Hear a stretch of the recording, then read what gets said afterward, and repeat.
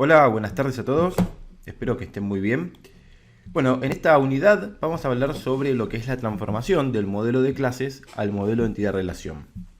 Vimos inicialmente en unidades anteriores el concepto de modelo entidad-relación o el DER conceptual, el DER relacional, ¿sí? Todos estos temas que tienen que ver con la manera en que nosotros vamos a darle soporte a nuestro sistema para poder persistir los objetos en una base de datos, ¿no? ¿Qué significa esto? Significa cómo vamos a hacer para que nuestro sistema sea persistente en el tiempo. El estado de nuestros objetos van a tener que poder guardarse y luego recuperarse para poder seguir utilizando el sistema, ¿no? Bajo otros contextos o en otro momento. De esta manera, tenemos que primero entender cuál es la diferencia entre el modelo de clases y el modelo de datos, ¿no? El modelo de datos va a ser el modelo que le dé soporte a los datos que son parte del estado de los objetos.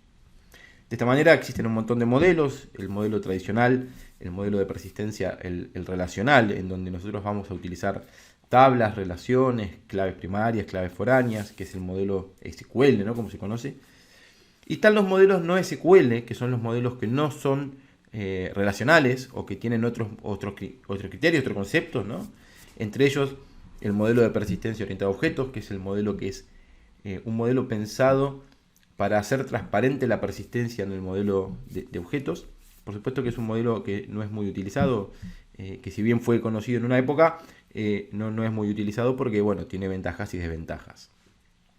De esta manera el que nosotros vamos a utilizar en esta clase es el modelo relacional, que es el modelo que nos permite mantener relaciones entre objetos, que nos permiten representar las asociaciones, ¿no? y así mantener la persistencia, la consistencia de nuestro sistema, y es el que, por supuesto, está más difundido, más utilizado en el tema de persistencia de datos. Entonces, la pregunta es, ¿cómo mantengo la persistencia de los objetos? Y esto lo hago mediante una base de datos. En este caso, vamos a hablar sobre bases de datos relacionales. La segunda pregunta es cómo se puede hacer corresponder un modelo de objetos con un modelo de datos, ¿no? Tenemos que encontrar un equilibrio. Como contaba anteriormente, el modelo de datos orientado a objetos es casi transparente, pero nosotros vamos a utilizar el modelo relacional y vamos a llegar al modelo relacional a partir de empezar haciendo un análisis conceptual de los datos desde el modelo entidad-relación. Así que vamos a hacer una analogía entre esto y vamos a ver cómo podemos transformar el modelo de clases en el modelo relacional de datos, en el modelo de datos entidad-relación, ¿no? Que es el DER, el de los rombitos, como veíamos anteriormente, que es el que se conoce como modelo de Chen, que es el autor, ¿no? El que describe este modelo para poder hacer análisis de los modelos de datos. Entonces, en cuanto al modelo, al modelo de clases, nosotros nos encontramos con clases, con asociaciones, con clases asociativas, con generalizaciones, con atributos, ¿no? Con tipos de asociaciones específicos como son agregación y composición.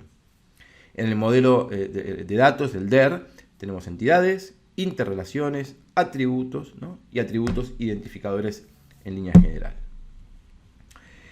Luego de esto, una vez que nosotros hagamos la conversión del modelo de clases al DER, ¿no? al conceptual, bueno, vamos a llevar todo ese modelo al modelo relacional, que es el modelo SQL, que es el modelo de las tablas, las claves primarias, las claves foráneas, etc. Por supuesto que no vamos a andar mucho en esto porque esto es tema de otra unidad, de otra materia. Para empezar, el concepto de persistencia, en cuanto a la persistencia en el contexto de la informática, ¿sí? Se refiere a la propiedad de los datos para que estos sobrevivan de alguna manera, como contaba anteriormente, para que estos permitan recomponer el estado de los objetos en otro momento. En la programación es la acción de preservar la información, de un objeto de forma permanente, pero a su vez también, como decía, se refiere a la acción de poder recuperar esa información, ¿no? Para que ese objeto se reconstruya en el estado que quedó antes de persistirse. Y de esta manera permitir que nuestro sistema persista en el tiempo. ¿Cómo hacemos las transformaciones?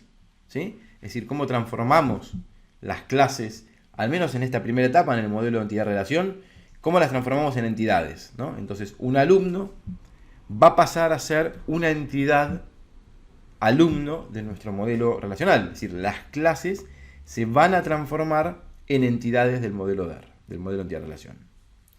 En cuanto a las asociaciones entre dos entidades, se van a transformar en una interrelación entre estas entidades. ¿Y qué pasa con las clases asociativas? Es decir, cuando tenemos una relación de clases de muchos a muchos, podemos tener una clase asociativa, y esa clase asociativa va a pasar a ser una interrelación con estado, ¿no? Con atributos que describan esa interrelación.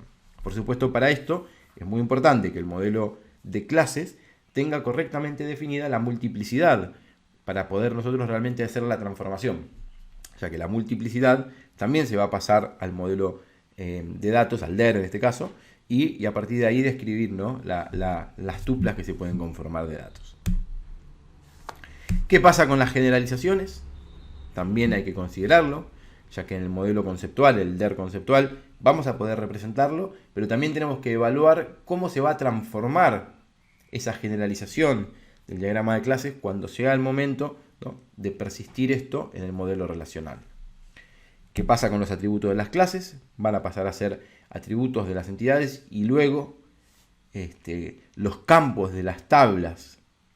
Y por último, ¿qué pasa con las operaciones del modelo de clases? Por supuesto que las operaciones, que son aquellas que transforman el estado interno, ¿no? de los objetos, no se van a poder persistir en este modelo. Así que nosotros vamos a persistir únicamente el estado de los objetos en un momento determinado.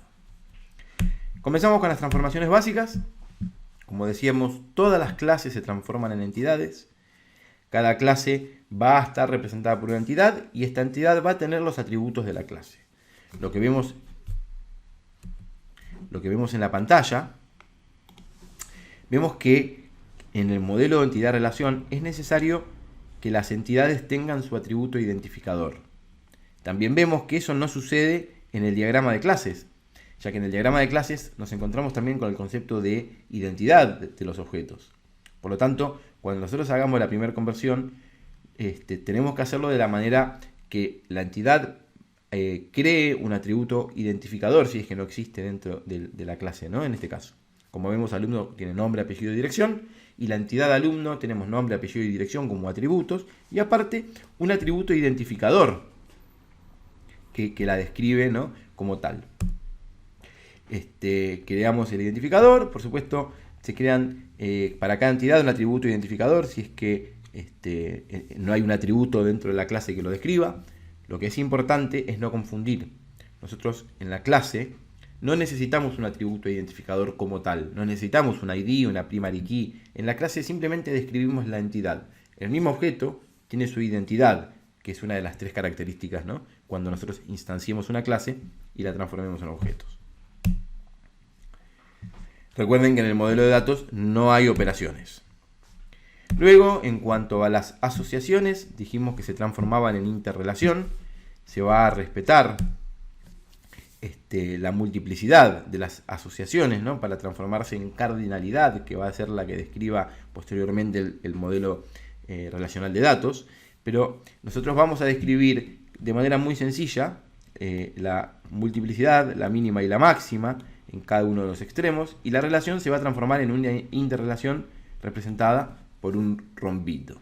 Esto es la básica. Después, en las relaciones de uno a uno, de uno a muchos, va a variar la multiplicidad en los extremos. Pero, cuando nosotros nos encontramos con relaciones de muchos a muchos, vamos a encontrar algo que va a ser motivo de análisis también un poquito más detallado.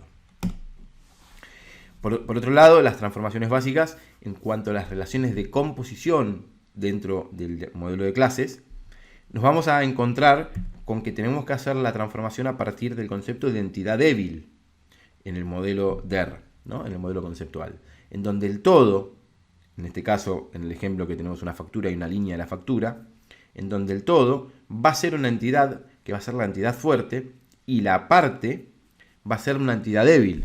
Como vemos, la entidad débil, en este caso que es línea, que es la parte, ¿no? Recuerden que en el modelo de clases el rombo define el lugar donde está el todo.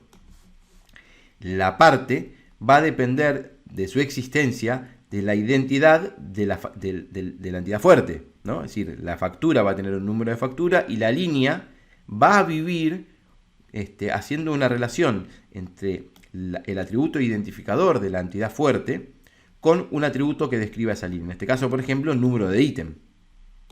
De esta manera describimos que línea es una entidad débil que depende de la vida de la factura. Cuando esta factura no exista más, las líneas que la describen tampoco van a existir más. Y esto es justamente como se implementa una composición. Vemos que la composición se describe, ¿no?, a partir del uso de una entidad débil. Por otro lado, como hablábamos anteriormente, tenemos el concepto de las relaciones de clases de muchos a muchos que pueden dar origen a una clase asociativa.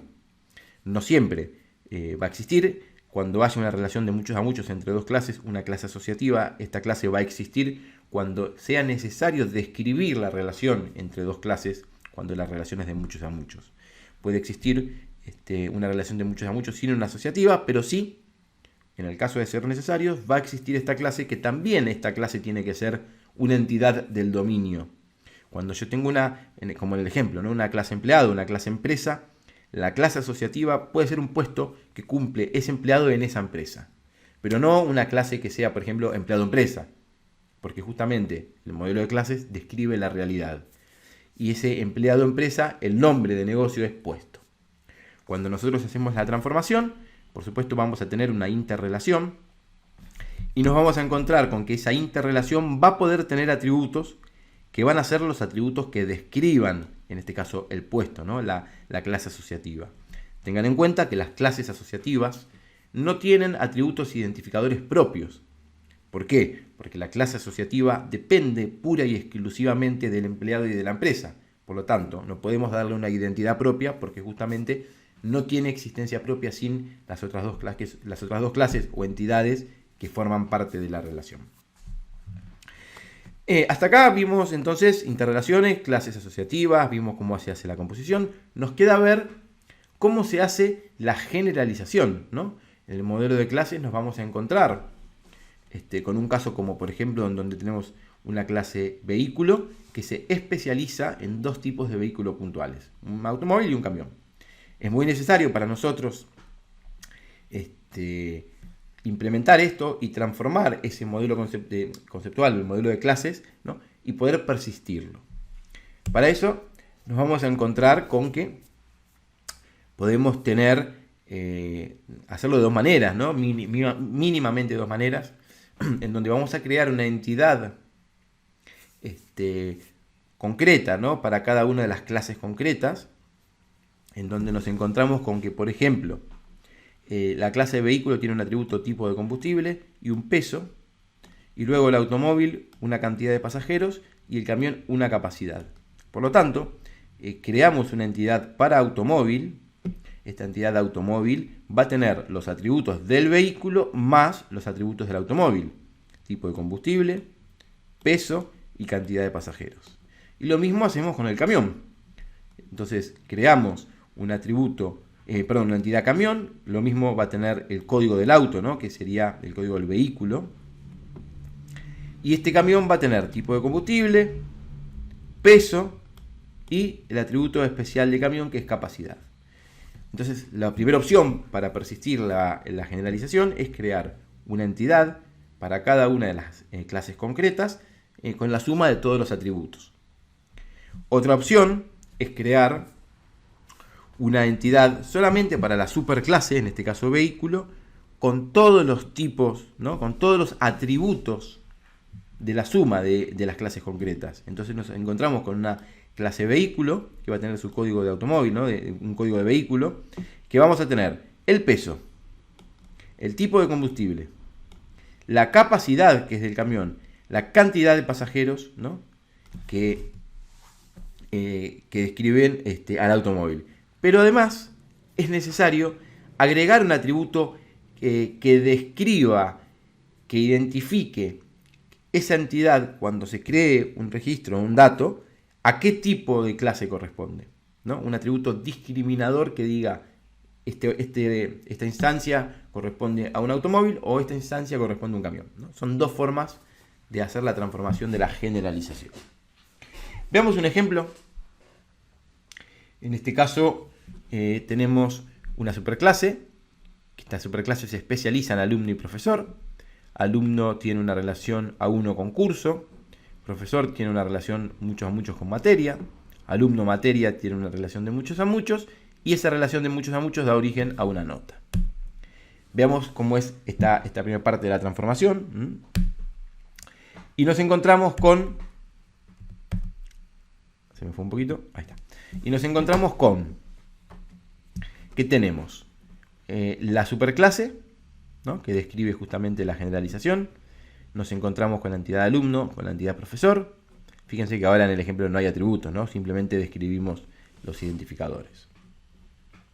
Después, entre profesor y materia, una relación de muchos a muchos. Entre profesor y materia, una relación de muchos a muchos. Esta relación no genera clase asociativa, por lo tanto, la interrelación no tiene ningún atributo. La relación entre alumno y curso, de muchos a uno, ¿sí?, cada uno con su atributo identificador.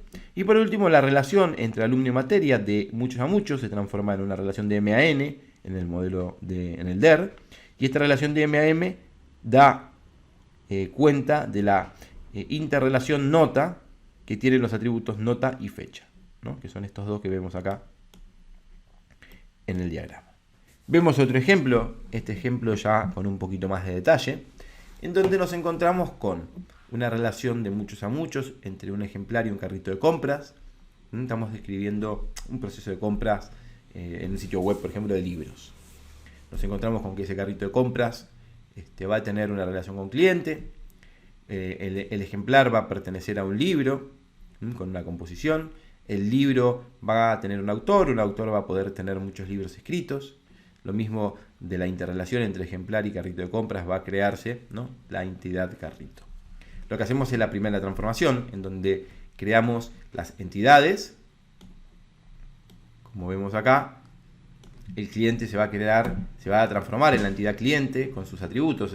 Acá no están todos un tema de espacio, apellido, nombre, dirección, teléfono, profesión, con un código de cliente, ¿no? Por supuesto que el código de cliente no existe en la clase cliente, salvo que sea un atributo que lo describa, ¿no? En este caso no, en este ejemplo no.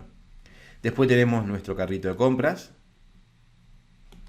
con su código de carro, con su fecha, sin las operaciones. Después tenemos nuestro ejemplar. Este ejemplar es parte de una relación de composición con libro, en donde libro es el todo, ejemplar es la parte. Entonces lo que hacemos es crear la relación de entidad débil para que el ejemplar, ¿sí?, viva con el código del libro y el número de ejemplar. Así que cuando tengamos 10 ejemplares de un libro, cada ejemplar va a depender del cruce, si quieren verlo de manera conceptual, entre el atributo que describe al libro, que es el código del libro, con ese número de ejemplar. El autor lo mismo, en una relación de muchos a muchos. En este caso no tenemos atributos que describan esa relación. Y por último, la clase asociativa, que justamente va a terminar en una interrelación que se llama ítem, ítem carrito, ¿no?, con su atributo, en este caso cantidad. De esta manera hacemos esta primera transformación al modelo conceptual. Si ustedes recuerdan, luego de tener la transformación del modelo de clases al modelo conceptual, podríamos transformarlo al modelo lógico, ¿no? Esto viene de metodologías 1, en donde vamos a crear y describir cada una de las entidades con los atributos, con las relaciones, ¿no? Y a partir de esta descripción del modelo lógico van a ir apareciendo conceptos mucho más concretos. Por ejemplo, libro-autor, esta no es una entidad que exista en este diagrama. Libro-autor es una interrelación, pero cuando nosotros lo volvemos y lo volcamos al modelo lógico, ¿sí?, se va a describir. Así que en el modelo lógico describimos las entidades y las interrelaciones. En este caso, por ejemplo, cliente con su código, nombre y apellido, el carrito de compra con su código, con su relación con cliente, que estaba descripta, ¿no?, en el modelo DER. Después los ítems, ¿sí?, que es el número de ítem, el código del carrito, el número de ejemplar. El ejemplar del libro, ¿sí? Que es la relación que hay entre el libro y ejemplar, en donde sabemos que el ejemplar depende del número de ejemplar y el código del libro para conformar, ¿sí? Una clave identificadora única, que es la combinación de las dos, del atributo que describe al ejemplar y del código del libro, ¿no? Esto sería la entidad débil. El libro con su código de libro, con sus atributos descriptivos, ¿no? Por eso los 3 puntitos, el autor lo mismo, y libro-autor, ¿sí? Que es la interrelación entre libro y autor, simplemente con los atributos de cada una de ellas. El código del libro y el código de autor. En este caso, como veíamos, libro-autor no tiene atributo que las describen. No así con ítems, ¿sí? Ítem es la interrelación entre carrito de compra y ejemplar. Tenemos código de carro, número de ejemplar o código de ejemplar y atributos que describan al ítem. ¿Sí? Acá lo que vemos en negrita son los atributos identificadores primarios, ¿no? Y lo que vemos sin negrita son atributos que describen, por ejemplo, el número de ítem, ¿sí? Así que acá vemos exactamente que ítems es una interrelación entre carro y ejemplar con atributos que los describen. Una vez que terminado el modelo lógico, ¿no? Que nos va a permitir generar el modelo relacional asociado, y acá no vamos a andar mucho, pero sí vamos a hacer una descripción inicial, vamos a llegar a un modelo de tablas, que es el modelo relacional, ¿sí? Nosotros habíamos llegado del modelo de clases, lo transformamos al modelo, al DER, el conceptual, al de los rombitos, al de notación Chen. Ese modelo conceptual, una vez que lo terminamos, lo transformamos al modelo lógico, ¿eh? Que es este que vemos aquí. Y este modelo lógico luego nos va a dar origen muy metodológicamente, ¿no? Sin tener que pensar demasiado, en tablas, el modelo relacional. Entonces vamos a crear para la primera entrada una tabla cliente, vamos a crear una tabla carrito de compra, en donde vamos a vincular el cliente y el carro de compras, ¿no? Fíjense que el carro de compras tiene un identificador de cliente, esto se llama clave foránea, es un atributo de cliente, por lo tanto es un atributo de una entidad externa, la entidad externa es la foránea. Como vemos entonces, el carrito de compras, ¿sí? Va a tener una relación con cliente. Lo mismo cuando vemos la relación de carrito de compra con ejemplar, que era una relación de muchos a muchos, ¿sí? Nos va a dar origen a una interrelación ítem-carrito. Este ítem carrito es justamente, ¿no? Este de acá es el ítem del carrito, y el ítem del carrito va a tener el código del carro, el código del ejemplar y atributos que los describan. En este caso, ítem carrito, tenemos el código del carro, el código del ejemplar y atributos que los describan, ¿sí? Acá vemos y damos cuenta que el ítem del carrito tiene una clave primaria, las tablas, tienen claves primarias, que son atributos únicos, pero esta clave primaria se conforma con el código del carro y el código del ejemplar. Justamente vive dependiendo del ejemplar y del carro. Lo último, vemos que está el ejemplar del libro, que tiene su clave primaria, que es ejemplar ID en este caso, porque ahí sí propiamente del modelo relacional. Los IDs son propios del modelo relacional. Vemos que tiene sus atributos. Vemos también que ejemplar va a tener una foránea, que es el código del libro, ¿no? Ejemplar tiene una relación con libro. El libro es una clave foránea. Vemos acá el FK, foreign key, de libro. Libro ID es este libro ID que está acá, y ahí tenemos la relación, ¿no? Entre las dos entidades. Lo mismo con libro y autor. Se va a crear la tabla libro-autor con las foráneas autor ID y libro ID, autor ID y libro ID, y esto va a dar origen a la clave primaria compuesta, ¿no? Que sería a partir de las dos claves foráneas. En este caso, libro-autor no tiene atributos que la describen.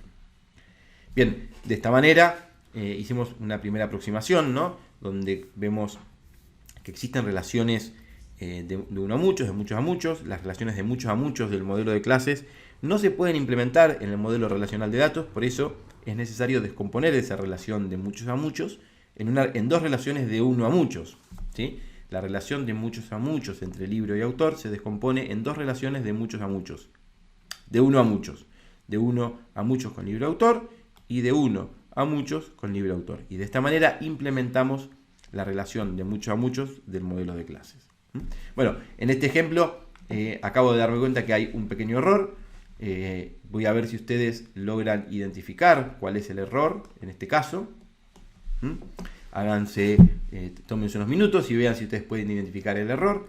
El error está en estas dos tablas, ¿no? En la relación que existe entre las dos tablas, en donde justamente este concepto, ¿no? y nos va a permitir identificar rápidamente cuando tengamos unos errores. Si ustedes ven la relación entre cliente y carrito de compra, que son estas dos entradas del modelo lógico, ¿sí?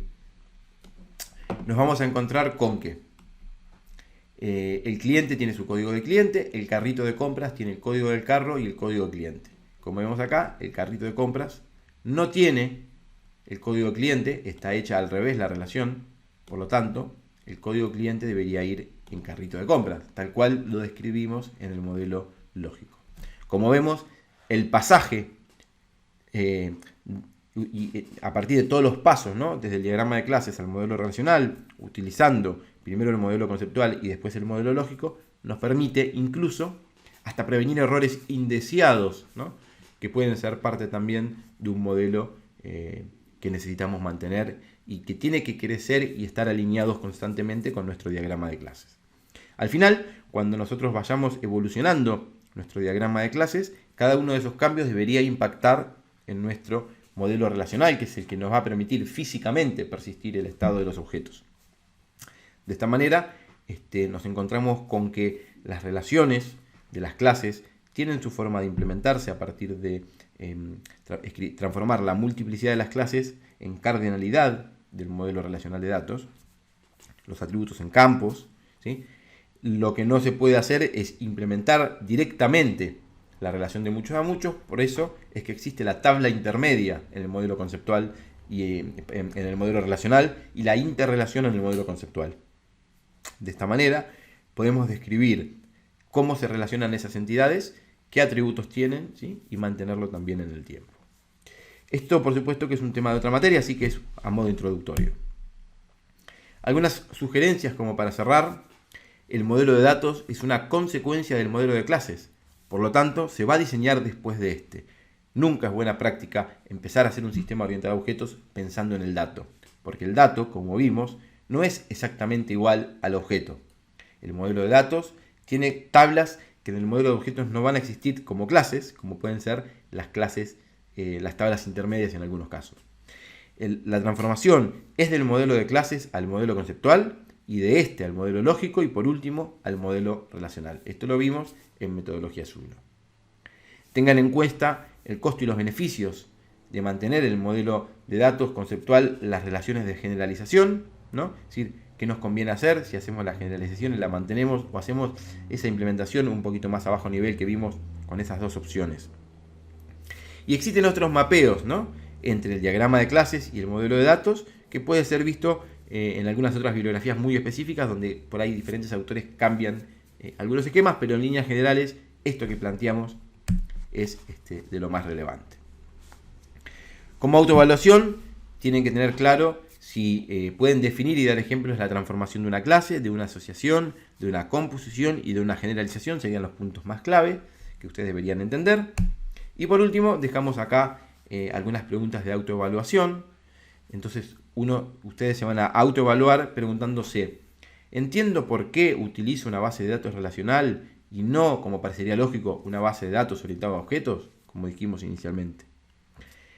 ¿Entiendo por qué derivo el modelo de datos a partir del modelo de clases y no a la inversa? ¿Comprendo que la transformación propuesta no es la única posible?